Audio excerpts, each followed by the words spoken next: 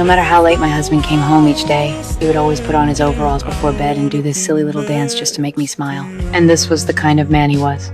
Someone who loved his wife more than anything in the world. But tragically, cancer took his life away from us. On the day of my husband's funeral, I handcrafted a beautiful urn for him, playing his favorite songs while I worked. I tried so hard to keep it together and not break down, but every forced smile came with tears streaming down my face. Afterward, I carried his ashes home to our living room that now felt strangely empty and spacious.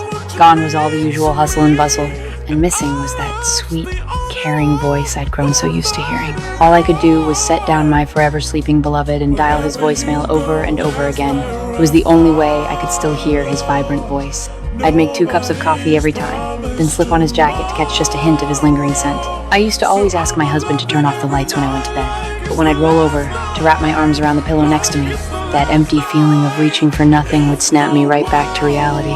I'd end up getting out of bed and lying on the couch instead, falling asleep while facing my husband's urn. I was falling apart more and more each day. I stopped going to work and wouldn't pick up any of those well-meaning check-in calls. I'd put on my husband's favorite overalls and sing those heart-wrenching songs while running my hands over all the furniture covered with his belongings. I was completely lost in my own little world and didn't even notice that Mom and my best friend had come up behind me. Happy birthday! Turns out it was my 30th birthday, and they were cleaning up my disaster of a room. My sister told me someone had delivered a package. When I opened it, I found a cake with my husband's name on it. Just as I was thinking Mom and my friend had arranged this, I spotted a tape recorder sitting on top of the cake box. With everyone staring in confusion, I slowly unwrapped the ribbon and pressed play. Hey baby, surprise! But I just hate the idea that I'm not gonna be there to see you freak out over turning 30. I mean, it kills me not to be there. I've written you letters that will be coming to you all sorts of ways. Letter number 1 will be arriving tomorrow.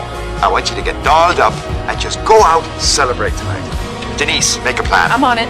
I'll help. It broke my heart. Even on his deathbed, my husband was still worried about how I was doing.